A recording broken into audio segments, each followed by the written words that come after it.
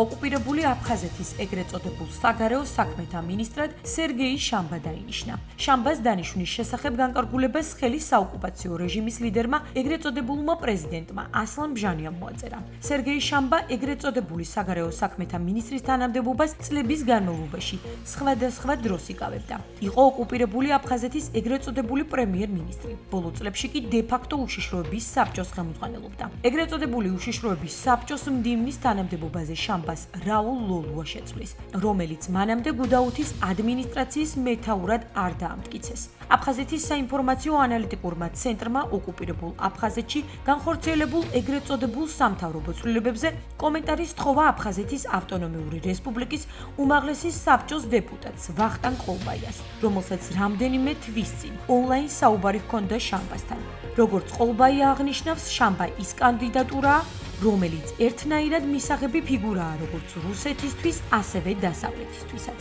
ქართველი ექსპერტების აზრით, შამბა ოკუპირებულ აფხაზეთში შედარებით მისაღები კანდიდატურა იყო, რადგან იგი სხვა აფხაზი პოლიტიკოსებისაგან განსხვავებით ქართულ-აფხაზური დიალოგის მომხრედაც მოიაზრება.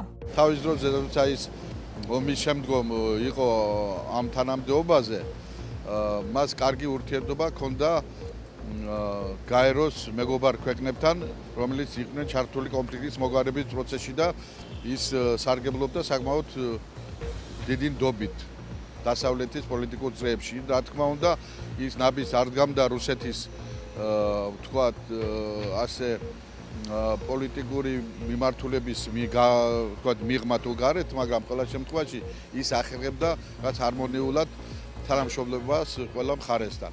ეხლა ამ ეტაპზე გამწვევებული სიტუაცია, როცა არის ზოგადად რეგიონში და რა მარტო რეგიონში, მისი მოსვლა ამ თანამდებობაზე შეიძლება რაღაცას ვთქვათ ნიშნავდეს. თუმცა მე არ ამგონია, რომ რაღაცა კარდინალურად და უცბად შეიცვლება ქართულ-აფხაზურ ურთიერთობაში ის რა თქმა უნდა მომხრეა ეკონომიური ურთიერთობის სათვის რაც გარკვეული ნაბიჯების გადადგმისა სოხუმის მხრიდან, რომელსაც სოხუმის საზოგადოება არ უყურებს მაინც და მაინც კარგად და ამისათვის ის გააკრიტიკეს იქ ჩემთან საუბრის მერე თუ გახსოვთ. ამასთან ერთად მოდით ვიყოთ გულახდილი, ეს მისი ურთიერთობა თბილისთან ეკონომიური ურთიერთობის თვალსაზრისით არასდროს არ ნიშნავდა მის ლექსიკაში, რომ ის რაღაცნაირად უარყოფს აფხაზეთის დამოუკიდებლობას, უარს ითქმის ეგრეთ წოდებულ სუვერენიტეტზე აფხაზეთისა და აფხაზეთის ვთქვათ უარის თქმა საქართველოს წიაღში დაბრუნებისათვის. აქამდე ის იყო უშიშროების საბჭოს მდივანი. უშიშროების საბჭო ზოგადად არის თითქმის ყველგან შეიძლება ითქვას ორგანო, რომელიც დამოკიდებულია როგორც წესი თავისი უფროსის პოლიტიკურ წონაზე, ანუ სუსტი უწყებაა ყველგან, მათ შორის ხადია მითუმეტეს აფხაზეთისნაირ წარმონაქმნში და საგარეო მინისტრობაც ხადია გაცილებით სერიოზულია, მათ შორის იგივე ესეთი გამიმეორებ აფხაზეთისნაირ წარმონაქმნში. ასე რომ ცხადია მას მეტი გავლენა ექნება გაცილებით ახლა აქ მინისტრის პოსტზე.